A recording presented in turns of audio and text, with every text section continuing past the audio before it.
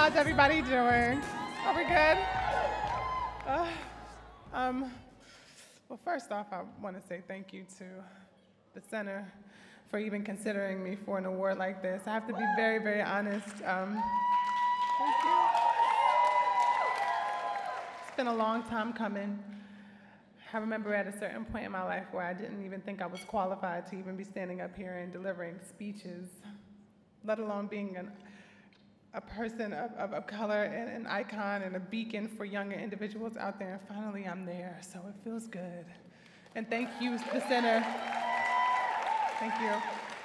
I remember when I was actually going to the center, and it was a time for me. I was figuring myself out just as a human being and trying to fit into the world and how to mix my art with who I was and just give the love that I wanted to give. And the center opened that up for me. I was taking moments with Brad Calcaterra, classes with him, and not only was it just classes to teach me, but it was therapeutic because I was someone who was going through moments in my life where I felt like I was at it ends.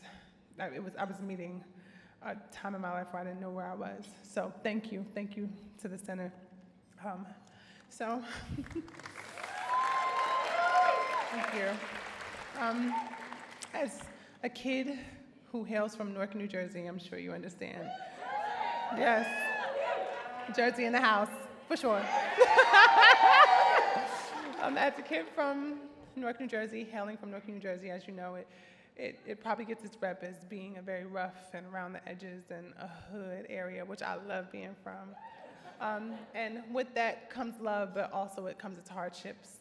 And I was the kid who was considered weird and different.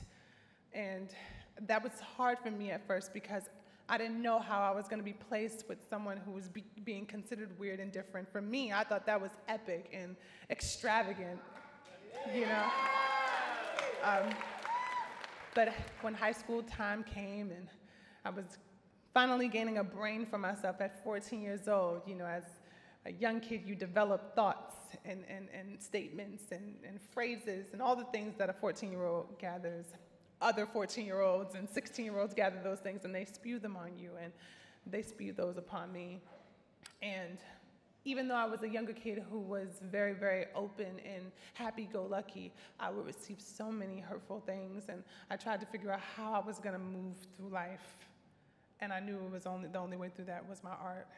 So I challenged myself to constantly fighting through the derogatory words, the slurs, and I used everything that I had on me through my art and through the love that I wanted to share and the education that I wanted to share. And at a certain time in my life, Pose came along, and it changed my life forever. I remember Ryan Murphy calling me on the phone at like 9 o'clock at night. I was looking at Rihanna's Wild Thoughts. He called me and said, "What are you doing, MJ?" I said, "I'm watching Rihanna's Wild Thoughts. What are you doing?" But that was a life-changing moment for me because that was the moment I knew he took a chance on me and saw my art and saw what I wanted to do and what I love to do. And he said, "You have nothing to worry about. You're in the right place and the part is yours." And I was like, thank God, finally I get to do what I love. I get to share in the love that I want to give to everyone around the world and the hope that these young kids need.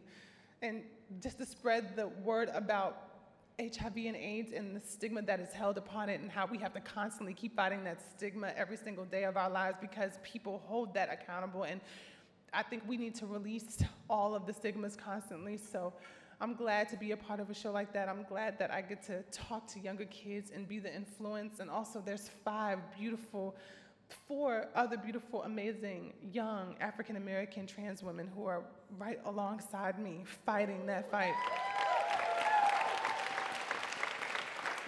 And I just have to reiterate that this award is not just for me. It's for the many trans women that are living, but it's also for the 21 trans women that are not here today, who are not able to speak for themselves. But hopefully I can be a voice to speak for them and send love up to them and know that I'm doing the work for them, and I'm going to keep carrying on and opening the doors for many young girls and boys and gender nonconforming individuals out there who need it because we deserve it.